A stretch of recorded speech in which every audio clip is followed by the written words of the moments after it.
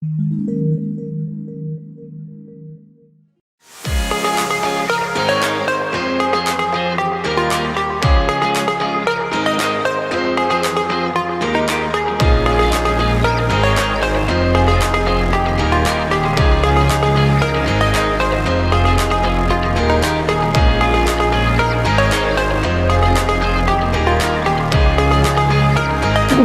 Жусупов Асагын атындагы Кыргыз Улуттук университетинин жыйындар залынын алдында турабыз. Бул жерде улуу жазуучу, ойчул, дүйнөлүк деңгээлдеги гуманист Чыңгыз Айтматовдун чыгармачылык мурастарын баалоо жана изилдөө максатында уюштурулган Айтматов окуулары аттуу форум өткөрүлүп жатат. Иш-чаранын расмий бөлүгүндө журналистика жана коммуникация институтунун директору Ширин Алиевна журналисттик ишмердүүлүгүндөгү Чыңгыз Айтматов менен болгон жолугушуусу тууралуу кеп салып өттү. Чингис Торекулович Айтматов очень был чутким, очень человеколюбивым, очень тонким человеком.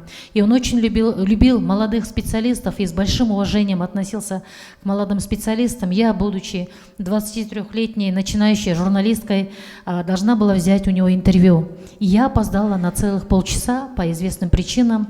Приехали, они обсуждали эскиз одного проекта «Народные художники» и Чингис Торекулович.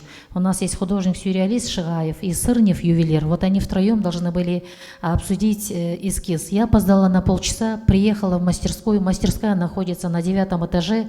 Вот прямо вот как назло, лифт не работает. Пока я добралась пешком до 9-го этажа, конечно, у меня уже и паническая атака, и вот в таком состоянии одышка. Села, я говорю: Чингис Торекулович, извините, я опоздала. Одышка идет, он на меня так смотрит, говорит: кызым, доча, говорит, успокойся, садись, дайте ей стакан воды. Мне дали стакан. Я, говорит, здесь вот 1,5 часа сижу, никуда я не уеду. Ты не торопись, я обязательно тебе дам интервью. Не переживай. И вот я тогда почувствовала, что великие люди, их величие в их простоте, в их доступности, в их человеколюбии. Я надеюсь, что вот сегодняшнее наше мероприятие, айтматовское чтение, это не только будет теоретическая часть, да, практическая часть, и что вы с собой увезете его главный посыл – национальные человеческие ценности. Просто быть хорошим человеком.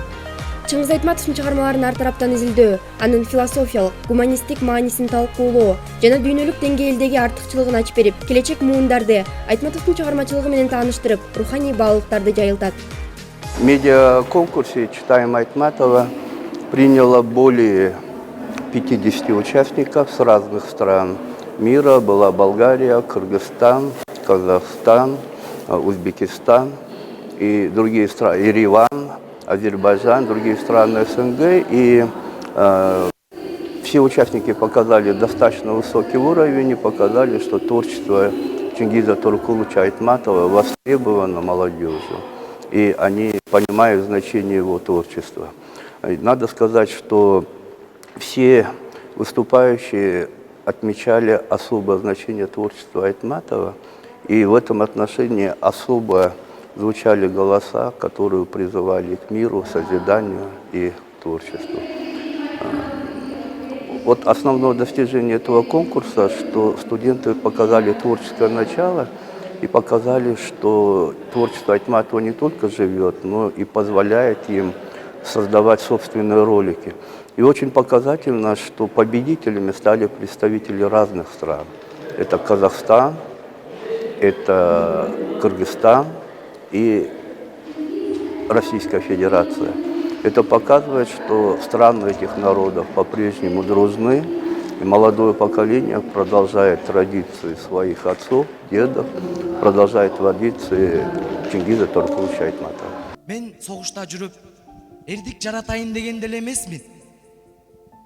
Бирок заманыбыз ушул экен. Мен өзүмдү эң бир жөнөкөй, эң бир асыл ишке даярдап жүргөн мугалимдикке. Бирок калем кармап, тамга таанытыштын ордуна курал кармап жоокер болдум.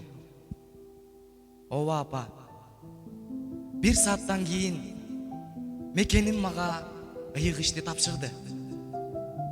Мен ал жакка барып, кайра кайтпаймын. Душмандын таалуулуу жерине сокку уруп, аны менен кошо өзүм да жок болом. Бул иш-чарага Россия, Өзбекстан, Казакстан өңдүү бир катар мамлекеттерден маданият менен элибизди жакындаткан, илимий кызматташтык аркылуу мамилени бекемдөөгө салым кошуп келе жаткан меймандар катышышты. Ошондой эле студенттерге Айтматовдун чыгармаларын жайылтууга багытталган кароо сынак уюштурулду. Мындай масштабтагы Айтматовдун чыгармаларына арналган сынактар студенттерге илимий дүйнөгө кадам таштоого, чыгармачыл ой жүгүртүүгө жана дүйнө таанумду кеңейтип, кайрадан кайталап окууга шыктандырат. 8 этаптан турган студенттерге арналган Айтматовдун чыгармаларынын негизинде суроолор берилип, туура жооп бергендерге сыйлыктар тапшырылды.